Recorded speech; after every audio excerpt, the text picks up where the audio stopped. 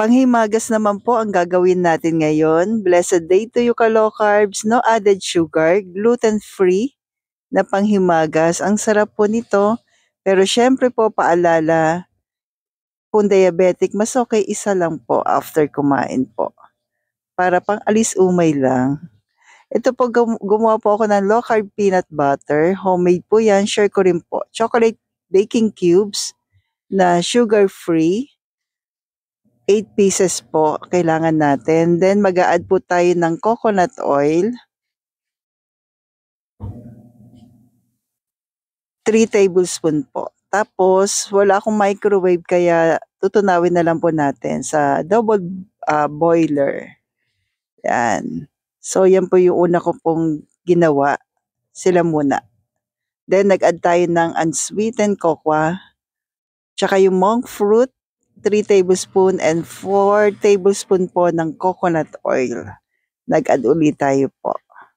Then mix lang po natin, ka-low carbs. Kapag natunaw na po yung monk fruit kasi medyo namuo-muo na po, mag-a-add po tayo ng all-purpose cream. Pero ano na po to hindi na siya kumukulo. Inalis ko na po yung sasaksakan po. Kasi mainit na po yung tubig sa ilalim. Hanggang sa matunaw. Yan. Then palamigin lang po natin, ka-low carbs, ng ilang minuto. Tapos yung ating homemade peanut butter, 3 tablespoon po. Add po natin. Salamat po pala po sa mga followers natin na bago po. Welcome po kayo. And salamat din po sa mga bawat isa, sa lahat ng mga sumusuporta. At sa pag-comment din po kung tiga saan po kayo po. Thank you po. Nag-add po ako dito ng almond flour. Then, gawa na po tayo ng ball.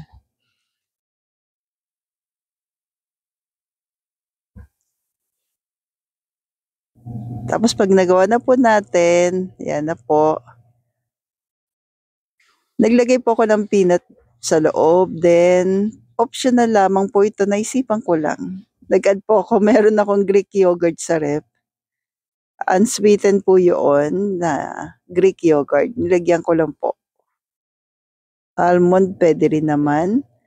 Yan. So, kayo na pong bahala. Pero mayroon na siyang nuts sa loob. Yung iba almond nuts. So, iba-iba na po nilagay ko. Tapos yung Greek yogurt. Yan.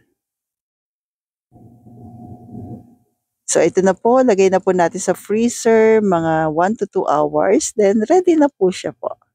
So, kahit sa dessert o pang-alis umay, stay healthy and stay low carb po. And God bless sa ating lahat.